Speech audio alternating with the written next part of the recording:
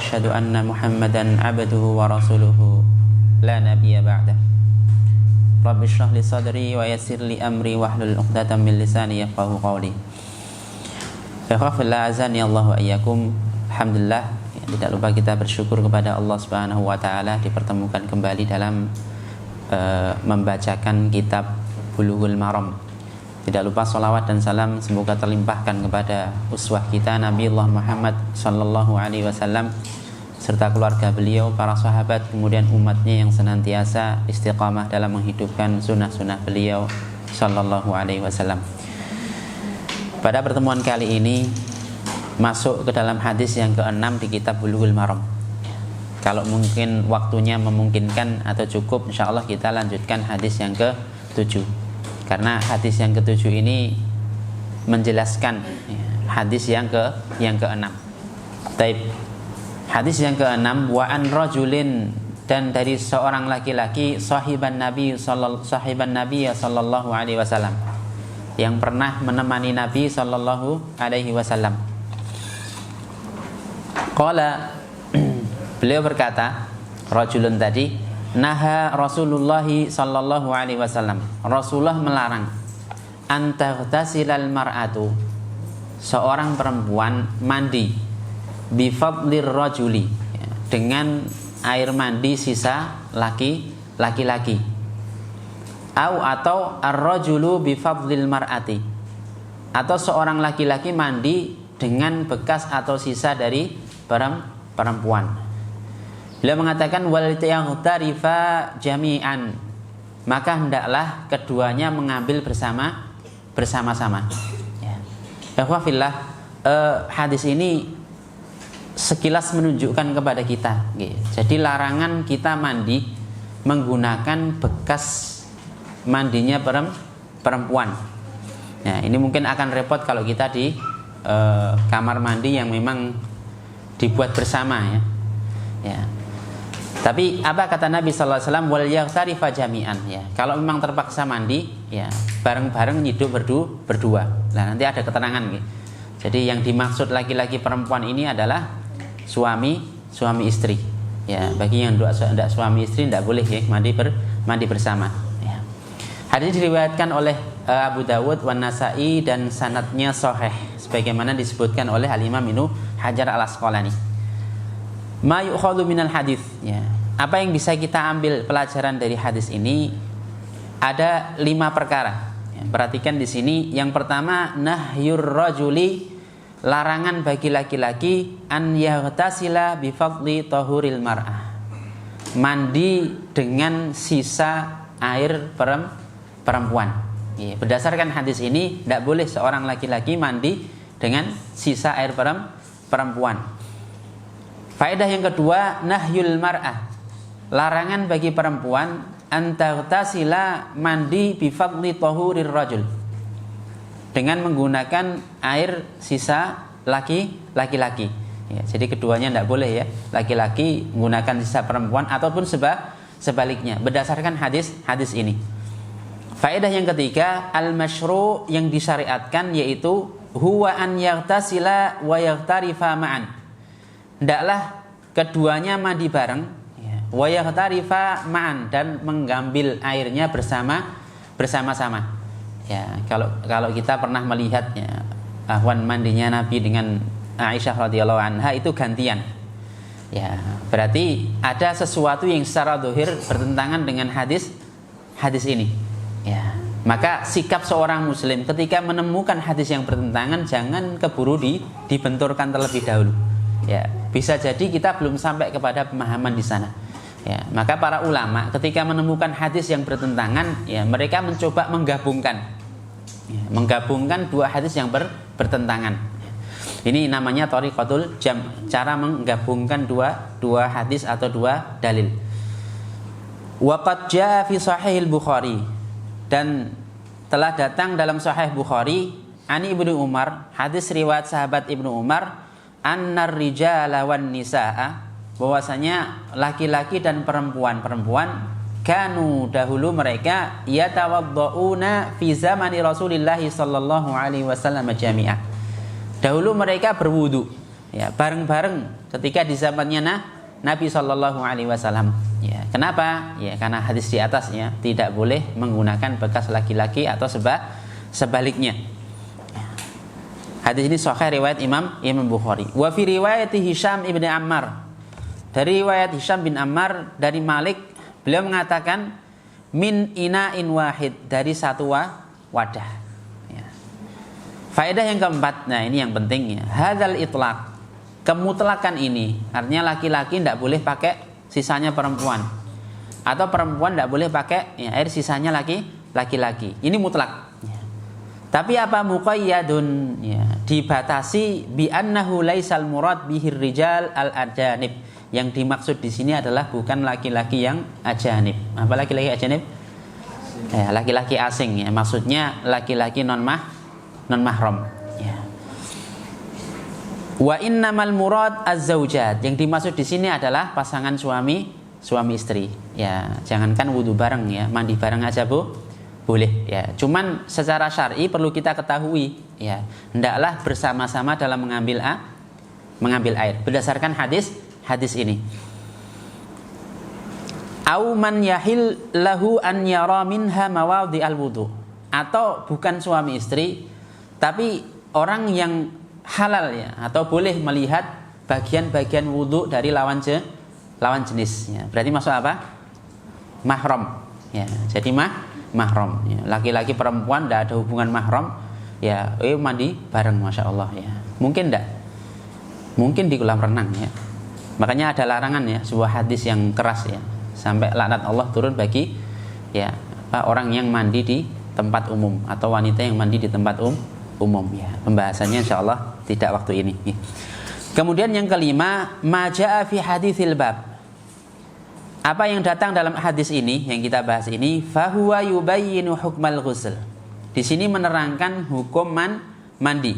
Wa haditsu Ibnu Umar, adapun hadis Ibnu Umar riwayat Bukhari tadi, alladzi fi al-Bukhari yubayyinu hukmal wudu alladzi jaa sharihan bima rawahul Hakam Ibnu Amr al-Ghifari. Adapun hadis Ibnu Umar menerangkan hukum berwudu ya, yang sebagaimana jelas disebutkan dalam hadis tadi ya, secara jelas ya, sebagaimana riwayat Hakam bin Amr al-Ghifari. Ini saya sebutkan di sini ya, kita tidak terlalu menekankan kepada riwayat-riwayat ataupun rijal hadisnya. Tapi yang jelas faedah dari hadis tadi bisa kita dapat kemudian kita amalkan. Itu yang paling penting bagi kita. Ya. Qala, beliau mengatakan nahan nabiyyu, Nabi Muhammad sallallahu alaihi wasallam melarang an yatawadda ar-rajulu, seorang laki-laki berwudu bi fadli tahuril mar'ah, dengan air sisa perempuan. Ya, hadis ini diriwayatkan oleh Ahmad, kemudian ashabus sunan, wal masyhuru indal Hanabilah, dan pendapat yang masyhur di kalangan mazhab Hanafi, annahu tahurun illa bihaqqir rajul.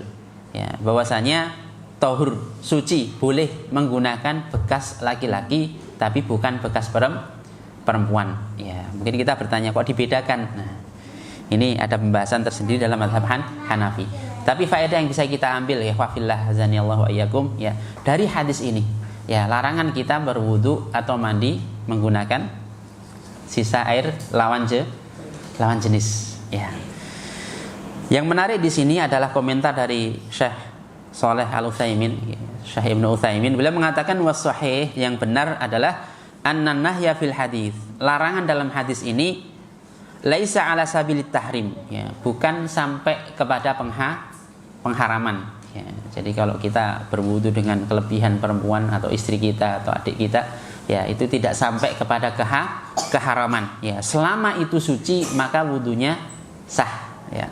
Tapi apa kata beliau, bal ala sabilil aulawiyah wa karahatit tanzih ya. Tapi apa ya, lebih kepada yang utama, yang afdol, kemudian makruh tanzih ya. Jadi lebih ula atau lebih utamanya apa, ketika kita berwudu tidak dengan hasil atau lebih dari lawan jenis kita ya. Kalau ada air yang lain monggo silahkan ya. Ini bagi kita di Indonesia masih memungkinkan ya. Tapi kalau kita praktekkan mungkin sulit ya. Apalagi dalam satu keluarga itu kan mungkin ada satu kamar mandi. Ya, kalau satu keluarga per anak atau per orang satu kamar mandi ya berarti keluarga kaya itu ya. Ya, dan mubazir seperti itu. Ya, maka tetap tentang air, ya kita tetap memakai kaidah yang awal, ya selama air tadi suci atau tidak berubah di antara 3 sifat tadi, ya walaupun itu air qalil, air sedikit, maka dia suci dan mensucikan. Ya. Ikhwafillah, karahiyatut tanzih, ya, atau makruh tanzih itu beda dengan makruh tahrim. Ya. Kalau para ulama ini makruh, makruhnya apa? Tahrim, berarti tetap haram. Ya. Apa itu makruh tahrim? Semua yang dilarang oleh Allah Subhanahu wa taala, ya, termasuk dosa-dosa besar, ya, itu termasuk makruh tahrim. Makruh itu dibenci. Tahrim hukumnya sampai diharamkan. Adapun makruh tanzih, yaitu adalah apa? Seyogyanya, ya tidak dikerjakan. Ya, salah satu contohnya kata Nabi sallallahu alaihi wasallam dalam sebuah riwayat, au kama qala la yashrabanna ahadukum qaiman. Ya, janganlah salah seorang di antara kalian ya minum sambil berdiri. Ya, ini larangan dari Nabi sallallahu alaihi wasallam. Ya.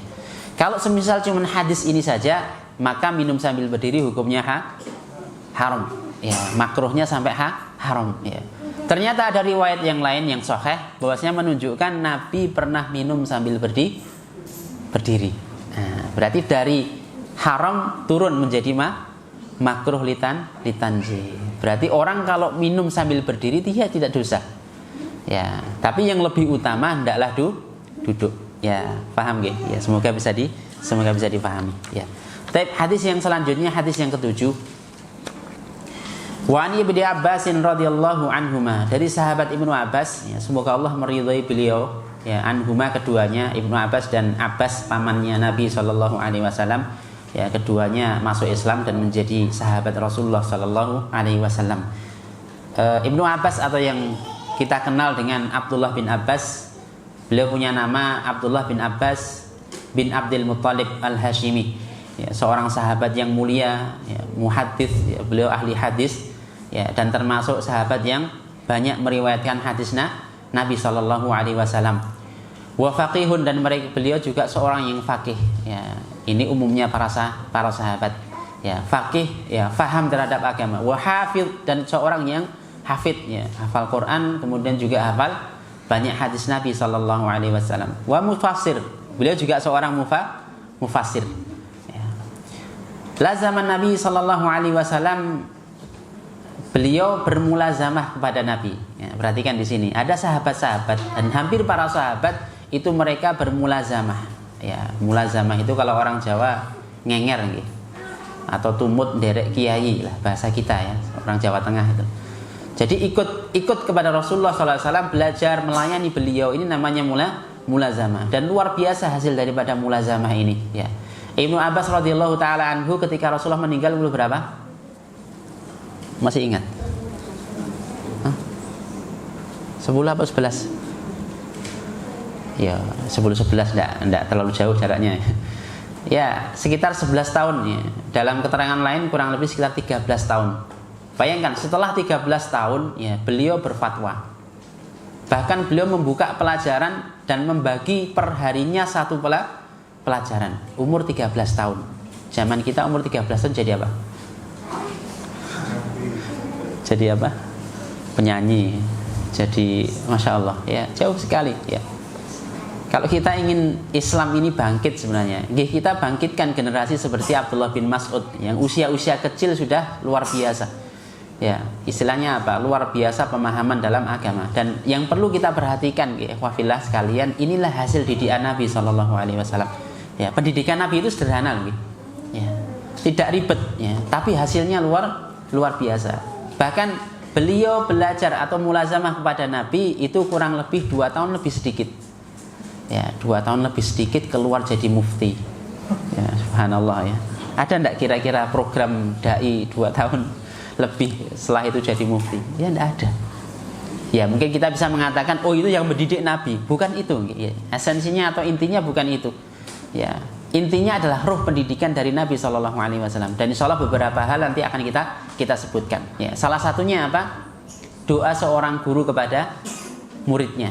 Karena Ibnu Abbas ini dekat dengan Rasulullah Sallallahu Alaihi Wasallam, ya, melayani beliau, maka muncul doa-doa kebaikan dari seorang guru. Dan ini akhwan, ya, kadang banyak dilupakan oleh guru, ya. Apalagi mungkin guru yang cuma ngejar gaji misalkan, maaf ya, terus pokok aku ngajar itu gaji selesai, ya. Padahal mendidik tidak cuma seperti itu, ya. Ada faktor yang luar biasa yang dicontohkan oleh Nabi, yaitu apa? Doa-doa kebaikan kepada para santri, ya. Dan kita berharap nanti para santri kalau jadi ustadz, jadi guru, jangan lupakan doakan santri-santri kalian. Ya, doa itu kalau fi dhahril, ya, ketika yang didoakan tidak tahu, ya, maka malaikat juga mengaminkannya. Ya, artinya doa itu kembali kepada kita sendiri. Nah, Ibnu Abbas radhiyallahu taala anhu sampai beliau digelari dengan turjumanul Quran, ya, terjemahan Al-Quran. Ya, tidak ada satu ayat pun kecuali beliau tahu kapan itu turunnya dan kepada siapa itu turun. Ya, tidak ada satu ayat pun kecuali beliau tahu nih kapan ayat ini dinasah dan kapan ayat ini diberlakukan. Ini Ibnu Abbas radhiyallahu taala anhu, dan itu masih belia sekali usia beliau. Bahkan di zaman itu ada sahabat-sahabat yang senior. Tapi ada orang-orang dari negara seberang, ya, datang untuk meminta fatwa Ibnu Abbas.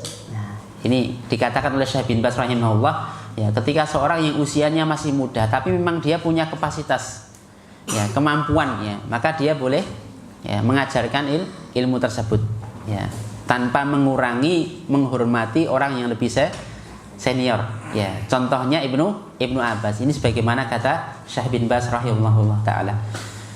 Ibnu Abbas radhiyallahu taala anhu beliau meninggal di Thaif sekitar kurang lebih tahun 68 Hijriah, dan waktu itu beliau usianya 71 tahun, ya, insyaallah berkah, ya. Ya, seorang alim umurnya panjang, insyaallah berkah, ya. Tapi kadang seorang yang alim itu umurnya tidak panjang, ya, karena bagian dari sunnatullah, ya, Allah mencabut ilmu di akhir zaman, ya, yaitu mematikan para ulama, ya. Maka kalau ada para ulama yang meninggal dunia, ya, bukannya kita bersyukur, justru kita istighfar, ya Allah, ini bencana apa yang akan menimpa, ya.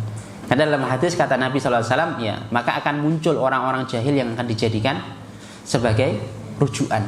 Fadallu wa adallu. Maka mereka sesat kemudian menyesatkan orang lain, insyaallah. Beliau mengatakan annan Nabiya sallallahu alaihi wasallam, bahwasanya Nabi sallallahu alaihi wasallam yaghtasilu bi fadli Maimunah. Hadis ini diriwayatkan oleh Imam Muslim. Beliau mandi dengan sisa bekas airnya Maimunah, istri beliau. Ya, hadis ini sahih. Ingat, sekiranya hadis yang awal tadi saja dan tidak ada hadis ini semisal, ya, maka hukumnya haram kalau kita melakukan atau berwudu atau mandi dengan bekas sisa perempuan atau sebaliknya, ya. Tapi ketika ada hadis ini, maka hukumnya turun ke bawah, ya.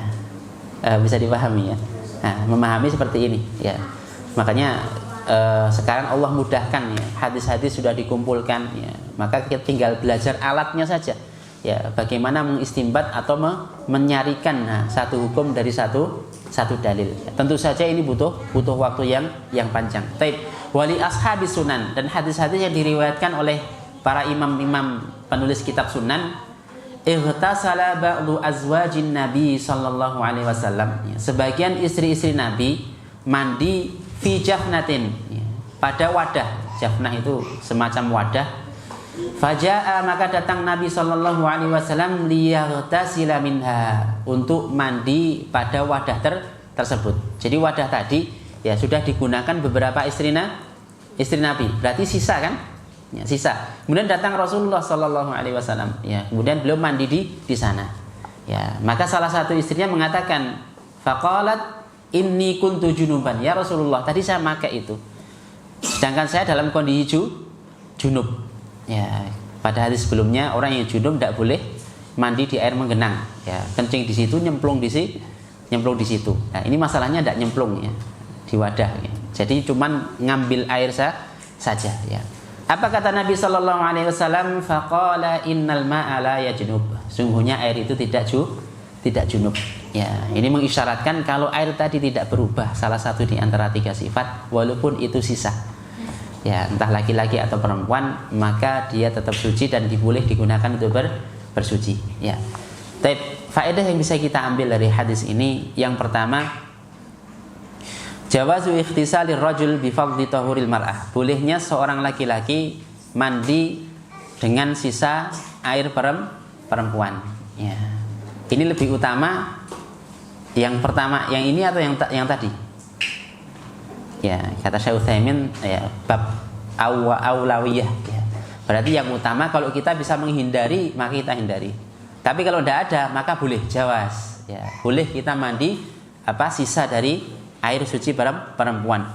Walau kanatil mar'atu junuban, walaupun perempuan tadi, ya, dia junub. Wabil aks, dan kebalikannya juga, laki-laki atau perempuan boleh mandi sisa laki-laki walaupun laki-lakinya junub.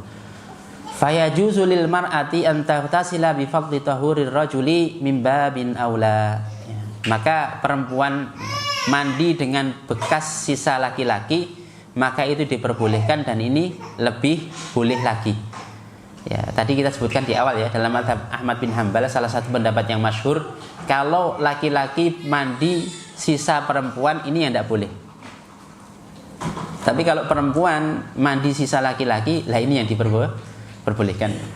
Ya, walau ta'ala alam, ya, alasannya insyaallah dalam mazhab Hambali dibahas. Kita lanjutkan, qala Ibnu Abdul Bar fil Istidhkar. Ibnu Abdul Bar mengatakan dalam kitab beliau Al-Istidhkar, al-aslu fil ma'it thaharah. Hukum asal air itu suci. Nah, ini yang kita pegang ya. Li'anna Allah qad khalaqahu tahuran, karena Allah telah menciptakan air tadi dalam keadaan suci. Fa huwa kadzalika hatta yujmi'al muslimun annahu najis. Air itu tetap pada kesuciannya. Sampai kaum muslimin sepakat ini air itu najis.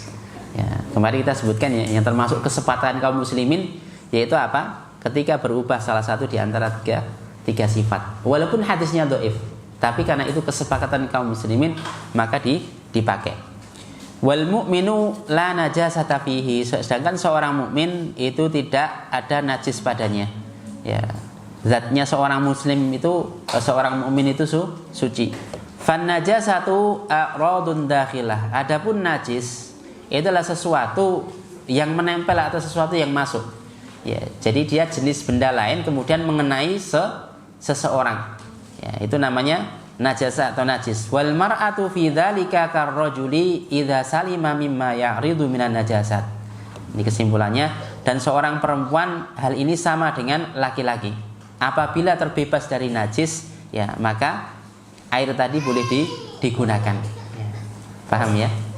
Baik. Yang kedua, anna ightisal al-junub, bahwasanya mandi junub wa wudhu'ul mutawaddi minal ina, dan wudunya orang yang berwudu dari sebuah bejana. La yu'athiru fi tahuriyatil ma, tidak mempengaruhi kesucian air. Paham ya? Juber semisal ya, wudu sampai nyemplung semisal. Selama air tadi tidak berubah salah satu di antara tiga sifat, ya, atau tidak berubah ya dari zat asli airnya, maka dia suci. Dan ini pendapat yang lebih menenangkan ya, karena kalau kita pakai ini ya tidak berubah tiga sifat, insya Allah kita bisa terapkan dalam berbagai hal. Faya baqa ala tahuriyatihi, maka dia tetap pada kesuciannya. Faedah yang ketiga, hakal wazir wan Nawawi, al-Wazir dan Imam Nawawi menceritakan wa ghairuhuma, dan selain beliau berdua, al-ijma', kesepakatan ala jawasi wudu'ir rajuli bi fadli tahuril mar'ah, tentang bolehnya seorang laki-laki berwudu atau mandi ya, berwudu dengan kelebihan air suci perempuan atau sisa perempuan ya. Kata Imam Nawawi dan Al-Wazir adanya ijma' ya, bolehnya kita berwudu dengan bekas atau sisa perempuan ya, berarti selesai ya masalahnya ya. Nah, selesai. Kemudian wa in khalat bihi, walaupun perempuan tadi tidak mandi atau tidak wudu bersama-sama ya, artinya dia dulu wudu atau mandi kemudian setelah itu kita masuk, maka ini wudunya sah. Illa fi ihdar riwayataini an Ahmad, kecuali salah satu dari dua riwayat dari Imam Ahmad, wa hiyar riwayatul masyhurah inda ashabina, dan inilah riwayat yang masyhur di kalangan mazhab Hambali. Apa kata beliau? Fa innahum yarawna annal mar'ata idza khalat bil ma'il qalil. Apabila seorang perempuan dia mandi atau berwudu sendiri dengan air yang sedikit. Apa air sedikit itu? Di bawah 2 kulah. Nah, itu air qalil namanya, sedikit. Li taharatin kamilatin, untuk bersuci secara sempurna. Jadi yang dimaksud adalah mandi janabah. An hadasin, dari sebuah hadas, fa innahu la yutahhirur rajul, maka laki-laki tidak boleh menggunakan air tadi untuk bersuci. Ya, ini dalam mazhab Imam Ahmad salah satu pendapatnya. Ada yang masih ingat kenapa alasannya? Tidak tahu ya. Jadi dalam mazhab Hambali dan Syafi'i, ya, kalau air kurang dari 2 kolah, maka ketika ada najis dia menjadi najis, walaupun tidak berubah salah satu di antara 3 sifat. Ya, beliau berdua memahami tentang mafhum hadis. Idza kana al-ma'u qullataini la yanjus atau la yunajjisuhu syai'. Ya, apabila air itu 2 kolah, maka dia tidak ternajisi dengan satu apapun. Berarti maknanya apa? Kalau kurang 2 kolah, memungkinkan dia terkena najis. Nah, ini khilafiyah, ya. Wa riwayah al-ukhra, adapun riwayat yang lain dari mazhab Hambali, qala anha fil insaf, ya, pengarang al-insaf mengatakan wa anil imami Ahmad, dari Imam Ahmad, yarfa'u hadatsar rajuli fi asahhil wajhain. Ya, salah satu pendapat Imam Ahmad tadi yang pertama tidak sah, tidak boleh laki-laki ya berwudu atau mandi bekas perempuan yang kurang dari 2 kolah. Riwayat yang kedua dari Imam Ahmad, ya, membolehkan dan sah, ya, toharohnya. Ya, ini biasa ya perbedaan fatwa seperti ini. Ya, kalau dalam riwayat Imam Ahmad biasanya 2 riwayat. Kalau dalam mazhab Syafi'i biasanya antara qaul qadim dan qaul jadid. Ya, fatwa beliau yang lama dengan fatwa beliau yang baru ketika beliau di Mesir. Ya. Waqtaraha Ibnu Aqil wa Abul Khattab wal Majd, dan pendapat ini dipilih oleh Ibnu Aqil, Abul Khattab dan Al-Majd Ibnu Taimiyah. Qala fi Syarh Kabir, pengarang Syarh Kabir mengatakan huwa aqyas, ini yang paling lurus. Ya, jadi dalam mazhab Ahmad pendapat yang paling lurus dan menenangkan, boleh kita berwudu dengan sisa perempuan. Ya, walaupun air itu sedikit kurang dari 2 kulah. Wa huwa madhabul a'immah ats-tsalatsah, dan ini merupakan juga pendapat mazhab imam yang 3. Amma wudu'ul mar'ati bi fadlir rajuli fajaisun bila niza. Adapun wudunya perempuan dengan sisa laki-laki, maka boleh tanpa adanya perselisihan dan perdebatan. Ya, dari 2 hadis ini, ya wafillah azani Allah wa iyyakum, kita bisa mengambil kesimpulannya. Yang utama adalah tidak berwudu atau mandi dengan sisa lawan jenis. Ya. Tapi ini kalau kita praktekkan memang sulit, ya. Hadis yang kedua, ya, itu meringankan kita. Bahkan ada salah satu riwayat Imam Ahmad membolehkan kita berwudu atau mandi sisa hasil perempuan. Ya, semoga bisa dipahami dua hadis ini. Mungkin ada yang ingin ditanyakan atau yang kurang paham, tafadhol. Barusan dikatakan sisa itu, maksudnya sisa itu habis mandi terus airnya nyemplung ke baknya atau habis ini? Ya. Habis dipakai itu. Ya. Yang boleh dipakai itu maksudnya gimana? Sampun. Ya, yang dimaksud sisa itu adalah sisa air yang ada di tong. Ya. Dan itu pun sebenarnya memungkinkan kan bekas jatuhannya masuk ke tong tadi. Nah, ini namanya air mustakmal. Ya, kita pernah bahas di awal, ya. Maka yang dimaksud sisa adalah bukan sisa habis pakai. Maksudnya perempuan tadi wudu, jenengan ada di bawah misalnya. Nah, bukan seperti itu. Ya. Tapi yang dimaksud sisa di sini adalah yang ada di bak tadi. Semisal bak tadi penuh semisal. Ya, istri kita atau adik perempuan kita mandi, ya, setelah itu tinggal separuh. Nah, ini apa hukumnya? Ya, dibahas oleh para ulama. Ya, apakah boleh kita berwudu dengan air itu, ataukah boleh kita mandi dengan air itu, ataukah justru malah tidak boleh? Karena ini bekas daripada perempuan. Nah, pendapat yang kita pilih dari kesimpulan tadi, boleh kita berwudu dengan sisa perempuan. Jadi bukan sisa pakai setelah dia mandi atau berwudu, tetesannya itu nggih. Tapi apa yang ada di baknya tadi. Wallahu taala alam. Yang lainnya tafadhol. Ustaz, barakallahu fikum. Ustaz, ini ada pertanyaan dari jamaah. Jika kita mendapati saat safar, kemudian kita sholat subuh berjamaah di suatu masjid, kemudian imamnya melaksanakan kunut subuh, kita harus ikut atau pripun sebaiknya?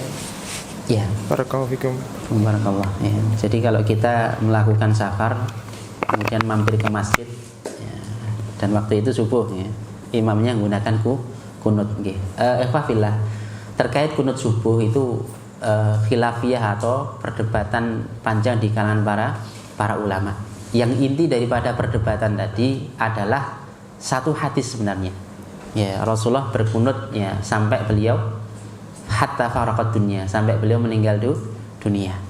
Sebagian yang mengatakan kunut itu boleh karena menganggap hadis ini sahih.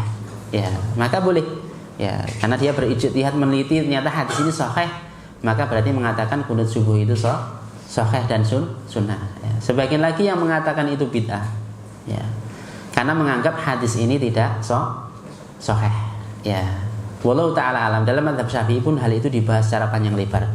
Yang intinya ya banyak atau tidak sedikit di kalangan para ulama mengatakan kunut subuh itu sunnah. Nah, bagaimana sikap kita semisal kita memilih pendapat yang bid'ah semisal? Ya tidak apa-apa kan? Boleh tidak? Boleh ya.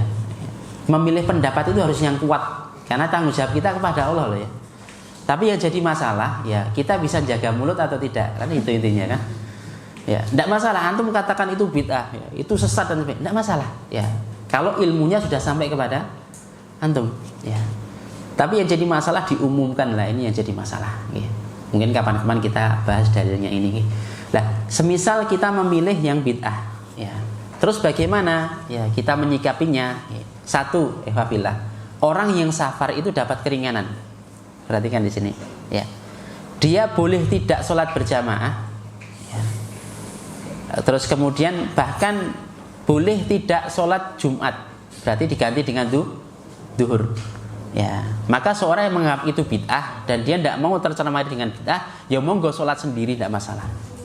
Paham ya? Karena tadi disebutkan dalam kondisi safar. Ya.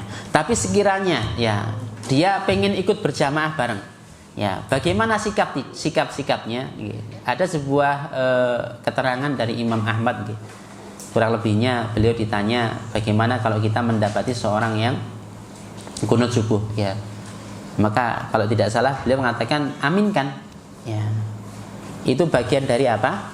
Kita menghargai perbedaan pendapat di kalangan para ulama. Ya. Saya dipahami ya, insyaallah. Ya. Ini kira-kira pilih mana? Pilih sunnah atau bid'ah? Ya terserah. Ya. Tapi yang jelas lisan kita yang kita jaga. Ya. Tapi yang lainnya. Yang putri mungkin kalau ada pertanyaan bisa ditulis. Ustaz, amalan-amalan Rajab itu yang sahih apa? Ya, amalan-amalan Rajab yang sahih. Ya. Banyak di kalangan para ulama termasuk Ibnu Hajar itu mengatakan bahwasanya mengkhususkan Rajab dengan amalan-amalan ya itu sesuatu yang tidak ada landasannya sama sekali. Ingat, mengkhususkan. Biasanya ratau puasa Senin Kamis, Pak Rajab puasa Senin Kamisnya. Tambah puasa bid misalnya atau setiap hari puasa.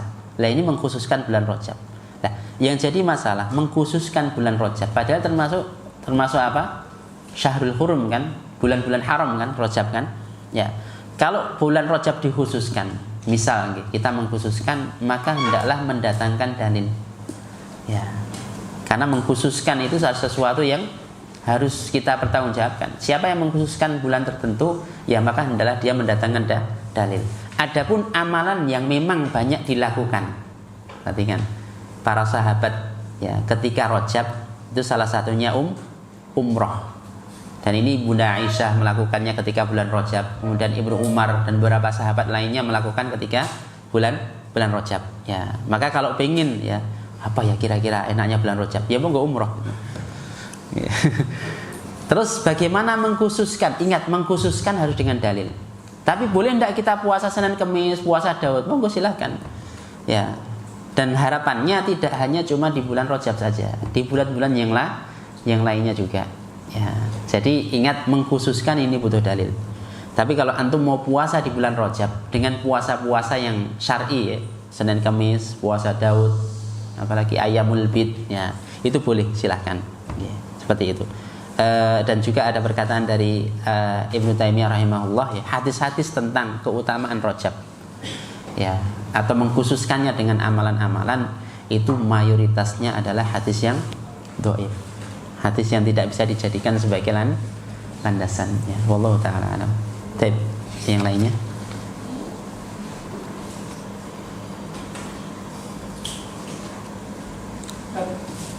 Bagaimana cara atau metode pengajaran orang tua kepada anaknya gitu?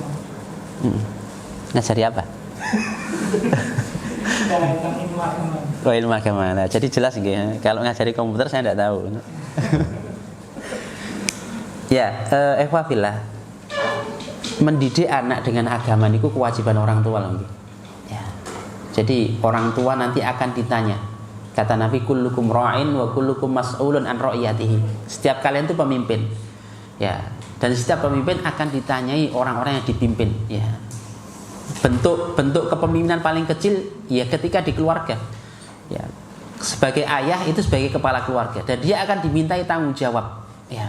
Pertanyaannya sekarang, ketika Allah mempertanyakan tanggung jawab di akhirat, kira-kira Allah mengatakan, anakmu kamu ajari matematika enggak? Anakmu kamu ajari fisika enggak? Kan enggak. Tentang apa? Tentang din, tentang agama. Dan ini yang paling penting. Maka tugas seorang tua wajib, ya, mendidik anaknya dengan pendidikan agama. Sebagian ulama mengatakan, ya, Al-Auza'i beliau mengatakan, masa anak-anak itu adalah masa yang paling tepat mengajarkan Al-Quran. Ya. Usia anak, ya, antara usia SD. Salah satu faedahnya, ya, dalam sebuah riwayatnya, malaikat itu berkeliling, ya, mencari majelis-majelis. Maka di sana ditemukan majelis yang hum yatadarusuna Al-Quran, ya, mereka mentadarus Quran, membacanya, mentilawahinya dan sebagainya. Setelah itu apa katakan? Hafathumul malaikah wa nazalat bihimur rahmah. Malaikat melingkupi mereka dan turun rahmat kepada mereka. Ya. Pertanyaannya sekarang, ya, anak usia SD ketika terjadi ketenangan dalam hati itu kira-kira bagus enggak psikologisnya? Luar biasa, ya. Ya, anak usia SD loh, gitu. Makanya benar kata Imam Auza'i gitu. Usia SD ini atau usia sebelum SMP lah bahasa kita, gitu. Itulah waktu yang tepat mengajarkan anak tentang Al-Quran. Cuman perhatikan dalam mengajar, gitu. Mengajarkan Al-Quran bukan sesuai dengan selera orang tua, gitu. Wah, anak saya harus target saat ini. Ya, dia umur 6 tahun harus selesai 30 juz semua. Bapaknya aja belum karuan bisa itu, ya. Malah target anaknya gitu. Ya yang logis nggih, yang logis nggih. Yang kedua, rahmatullah, ingat anak-anak pada usia kecil itu mereka sebenarnya lebih banyak bermain, ya, daripada belajar. Maka jangan hilangkan kesempatan bermain tersebut. Ya, tetap kita ajarkan Quran kepada mereka. Ya. Tapi tidak melalaikan masa-masa waktu bermain mereka. Ya, ini yang paling penting. Ya, makanya Syekh Mubil rahimahullah, ya, beliau sampai tegas, ya, melarang anak usia SD untuk dipondokkan. Ya, kenapa? Karena itu waktu dekat mereka dengan orang tua. Anak usia SD kan nempel dengan orang tua, gitu. Coba kalau mereka SMP SMA, kita nempel aja mereka lari sudah. Ya, karena itu masanya sudah selesai gitu loh.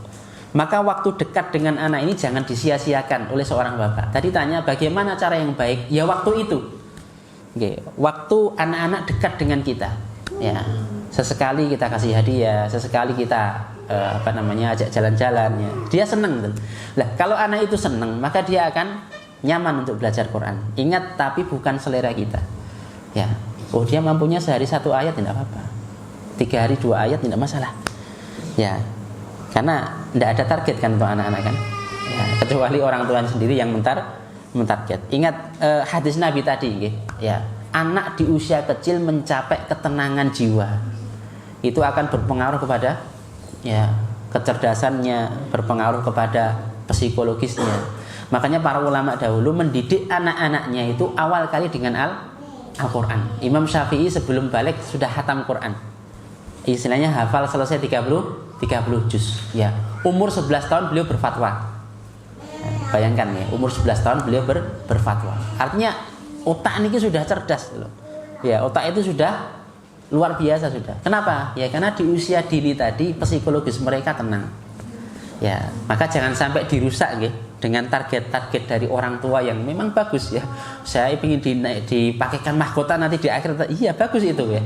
Ya, tapi lihat kondisi anaknya nggih. Jangan terlalu ngebet nggih. Ya, ada waktu yang banyak nggih. Adapun teknis ya insyaallah bisa bisa dilihat atau dari pengalaman. Dan yang paling penting orang tua yang paling tahu keadaan anaknya. Nggih, intinya tadi nggih, ada poin-poin yang tidak boleh kita paksakan kepada anak kita. Wallahu taala. Yang lainnya. Untuk saudara kita yang baru berumah tangga untuk mencetak anak supaya jadi ada soleh itu ada doanya khusus gimana? Ya. Ada kisah menarik nggih. Seorang ulama didatangi oleh seorang laki-laki yang baru punya anak. Ya, beliau mengatakan, ya tanya, ya Syekh, saya punya anak kecil. Bagaimana saya mendidik anak saya menjadi anak yang bagus? Apa kata beliau? Kamu terlambat. Terlambat. Kok bisa? Iya, karena mendidik anak itu dimulai sebelum kita menikah. Ya, milih calon yang bagus, ya, yang solehah. Kalau yang perempuan milih calon yang soleh, itu bagian dari mendidik anak di awal.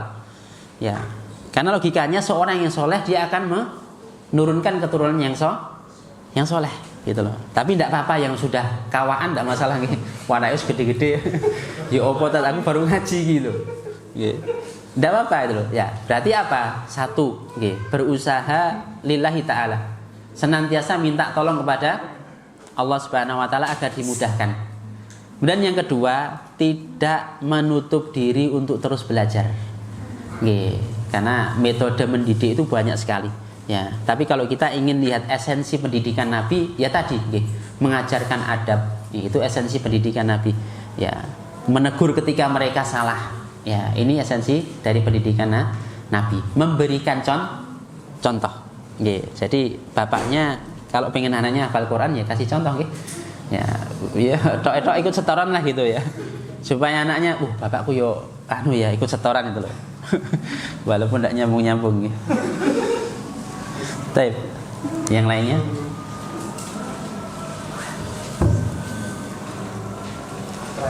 Ada. Mumpung bahas parenting, saya pernah dengar salah satu bukan dari tokoh agama juga, tapi tokoh ahli parenting, bahwa mengatakan kita tuh nggak boleh berkata tidak sama anak. Jadi gunakan kata pengganti lain selain tidak boleh, misal itu. Secara Islam berikutnya. Barakallah. Ya, jadi memang ada ya banyak metode tadi kita sampaikan dalam mendidik anaknya. Salah satu yang trending memang ya, tidak boleh mengatakan larangan atau tidak kepada anak. Nah, ini ya sekali lagi orang tua akan belajar membuat kata-kata sudah. Ya, untuk bagaimana saya tidak mengucapkan kata tidak. Ya, walau ta'ala alam dulu ada seorang ahli parenting juga mengkoreksi metode ini. Ya, beliau berikan contoh ya, ada jamaah hadirin semua. Kemudian tutornya mengatakan jangan pikirkan gajah. Ya, kira-kira jamaah mikir gajah malah nih. Ya, karena mungkin tabiat manusia kalau dilarang dia penasaran. Nah, itu. Akhirnya apa? Muncullah teori gajah yang mengatakan dalam mendidik anak jangan mengatakan tidak. Nah, ini teori gajah. Ya, kata beliau teori gajah. Sedangkan dalam Islam, masya Allah banyak sekali ya. Ya, la tusyrik billah. Jangan kamu menyekutukan Allah Subhanahu wa taala. La taqrabuz zina. Jangan kamu mendekati zina. Ya. Qul ta'alu atlu ma harrama rabbukum. Ya. Mari tak kasih tahu apa yang diharamkan oleh Allah. Ya. Allah tusyriku. Jangan kamu mensyirikan Allah. Wala taqtulun nafs, jangan kamu membunuh jiwa. Wala taqrabuz zina, dan jangan mendekati zina. Banyak sekali. Ini kata-kata apa? Jangan. Banyak dalam Al-Qur'an. Mosok kita lebih percaya pada teori gajah? Ya kan lucu nggih. Ya. Dan hadirin rahimakumullah, ya, satu bukti lagi nggih. Dulu sering kita sampaikan nggih. salah satu perawi dalam hadis Arba'in An-Nawawi, ya. Ada yang ingat siapa? Ya, beliau ketika kecil diamanai Rasulullah SAW untuk mengirim sesuatu kepada orang tuanya. Namanya anak kecil. Ya, ketika dalam perjalanan ketemu temannya lupa, akhirnya bermain sama teman-temannya. Ya, disusul sama Nabi. Oh, anak-anak ya. Dipegang lehernya, dikatakan apa? Ya Hudar, wahai pengkhianat. Itu kalau kita lihat psikologi sekarang, itu akan sekian juta sel akan hilang itu. Misalkan ya. Nah, tapi apa? Rahmakumullah. Akhirnya dia jadi periwayat hadis Nabi Shallallahu Alaihi Wasallam. Maka kita sampaikan, ya, tidak masalah. Itu metode, okay. Tapi silahkan lihat hasilnya. Para pemegang teori gajah itu lihat hasil yang mereka berikan apa coba? Ya, kalau kita mengatakan jangan, tidak, itu ada dalam Islam. Ya, dan hasilnya Masya Allah ada Imam Syafi'i, Abu Hanifah, Imam Malik, para sahabat-sahabat itu didikan Rasulullah SAW. Bahkan satu ketika terkadang Rasulullah tidak ngomong langsung tindakan. Ya, ada seorang sahabat yang menggunakan emas gitu. Ya, langsung diambil Rasulullah, kemudian dibuang. Ya, langsung tindakan. Ya, maka hadirin rahimakumullah, kita sebagai seorang Islam cukupkan diri terhadap apa yang disampaikan oleh Nabi. Insya Allah cukup. Ya, wa may yatawakkal 'ala Allah fa huwa hasbuh. Siapa yang bertawakal kepada Allah, mencukupkan diri hanya Allah Subhanahu wa taala. Ya, dan apa yang disampaikan oleh Nabi, maka itu sudah cukup. Ya, dan merupakan bagian dari keyakinan ya. Metode pendidikan Nabi adalah sebaik-baik metode. Ya, karena sebaik-baik metode apapun di dunia ini, ya hasilnya tidak seperti hasil didikan Nabi Shallallahu Alaihi Wasallam. Ya. Ada pendidikan modern yang bisa menghasilkan Imam Syafi'i sekarang? Belum. Tidak usah jauh-jauh Imam Syafi'i. Imam Syafi'i itu lihat langsung hafal. Ya. Yang paling dekat sekarang nih, Syekh bin Baz rahimahullah. Ya, lulus, ya, jadi sekapasitas beliau. Ya mungkin belum ada. Ya. Kenapa? Ya bisa jadi tidak menggunakan metode pembelajaran Nabi Shallallahu Alaihi Wasallam. Wallahu ta'ala a'lam. Ya, saya kira cukup. Semoga bermanfaat. Agar majelis ini diberkahi oleh Allah Subhanahu Wa Taala. Kita akhiri dengan doa penutup majelis. Assalamualaikum warahmatullahi wabarakatuh.